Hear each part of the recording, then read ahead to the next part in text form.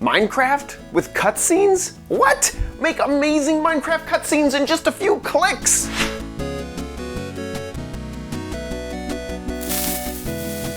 Hello everybody and welcome to OMG Craft. I'm your host, OMG Chad, and today I have a spotlight of a really cool tool to create Minecraft cutscenes. This is where it'll take control of the player's point of view and float them around, something you want them to see, putting them into spectator mode so that they don't screw anything up or punch any blocks while they're floating around, and then drops them right back into whatever mode you choose. It's super amazing. It was made by the Redstone scientist with his inspiration coming from SZ Petty. So let's check it out. So first, let me show you what this looks like in game. If we use the command scoreboard player set at a step 0, we get the fly through that I have created, and very smooth. If I try to look around, you can see that it keeps my view locked in place. This is moving me once every tick, so in general, that will be about 20 teleports a second. And you can see it's very fluid, very amazing. And then once it's done, it will put me back into whatever mode I've selected. So let's see how we do this ourselves. In order to do that, I'm just going to go ahead and create a new world. Let's put it into creative. And just to show you that this can work with any world at all. So while that is generating, let me show you what it looks like when you create a scene yourself. And this is what you're going to start off with right here. And you can see up here, this is the official vanilla cutscene generator. There's a lot here, but we're going to work through it one by one so that you can feel comfortable to create your own. The first thing that you have to do is create a version of this yourself. I can't actually go in here and type into any of these cells. That's because this is the master copy. You have to make a copy for yourself, so hit make a copy, and we're going to call this one OMG Craft. There we go. And it's opened this in a new tab right here. Once it's created, you can go ahead and delete that. That was the instructions to create another version. You can see that this is named OMG Craft. This is my version. Hey, I said delete. Yes, don't show me that ever again for 5 minutes. And this is what you're going to work with. I'll show you everything up here in just a second, but this area is what we want to focus on first. It does mention over here that you can create up to, actually right there, there's the pop-up, that you can create up to 500 of these points. So if you wanted to, you could go ahead and add 490 more. That's up to you. That's quite a lot of points. You can see them all numbered. I don't think we're going to get through this many points in one OMG Craft. So what information do you need to put in here? Let's jump back over to Minecraft to see that. Let's find a cool little scene. I like this, whatever this lava flow is. So our first point will be right here above the lava. And what you're going to want to look for is your F3. And if you notice in that second sort of paragraph or second block of numbers at the very top, there is X, Y, Z. And we're going to need to copy those. And then we're also going to need, if you go down 3 more lines, facing south towards positive Z, and then there's some numbers at the end of that in parentheses as well. We need to copy down all of that information. So the easiest way to do that is just open up the chat in your game, and we're going to copy that down letter or number by number. So we're going to start off with negative 157 point, and you do want to keep all of the points. So 0.824. We're going to just add a space and then copy down the next number. And I'm going to just speed through this. So I've copied down the X, Y, and Z, and now it's time to copy which way I am facing. So that would be 35.7, 19.8. And I need to add a space in between those. I accidentally added a period. So once you have everything copied down, just with a space in between them, you're going to go ahead and cut that and then jump back over into the spreadsheet and paste that as your first point. And make sure you have negatives and everything, and that looks pretty much perfect. Now you go back to Minecraft and choose the second point you would like to fly to. So we're going to get out of the chat, and let's say we swing down here and look at it from over here. And then you do the same step. We're going to write down all of the numbers in chat. We have that completed, so I'm going to copy that, bring it back over to the spreadsheet and put it in. And then let's do one more point for just our test here. And let's get right up close. Oh my gosh, right up in here. This is where it all started, this lava flow. Actually, let's do something. Ooh, oh my gosh, we're looking down at the flow. And if you wanted to, you could make this a little bit more smoother by maybe creating a point here and then creating a point up here, but we're just gonna test it out. So this will be our last point in this very quick and easy fly through.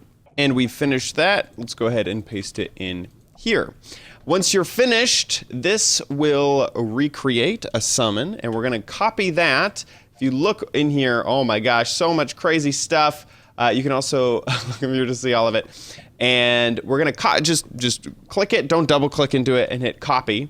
And then back into the game, we're going to give ourselves a command block. There we are. Once we have that, we can fly over to really anywhere you want. Get rid of F3.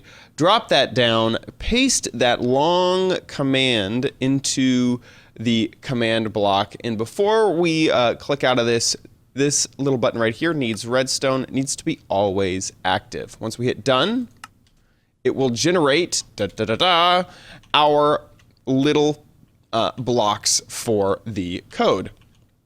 Now, what it has done is it has created a scoreboard objective that we need to activate. If you don't like to copy or write down commands like me, over here in the spreadsheet, look at this. To activate the camera path, you set the scoreboard, and right there, let's just copy that, jump back into the game. Oops, don't want to touch that. Go ahead and paste that there and hit enter.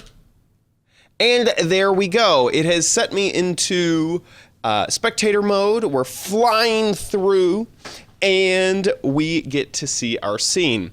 By default, cutscenes are 30 seconds long, so we have created a 30-second long scene. We just hit the point number 2, and so now we are going to our point number 3. Because we only have 3 points, it's 15 seconds between each point. So there we are, and we're done, and now it put me back into creative. So let me show you the other options that are available to you inside of the spreadsheet. Remember all this stuff up here that I said, no, you know what, we're not gonna worry about this? Well, here is where you can see all of it. This is the time, so let's, that one was a little bit long, so let's set this down to 10 seconds. Speed multiplier, and by the way, if you ever get confused, there's these little pop-outs so that you can see this. So let's say you knew that it needed to be in some value of 100, and then you can just use this as sort of a divider or a multiplier.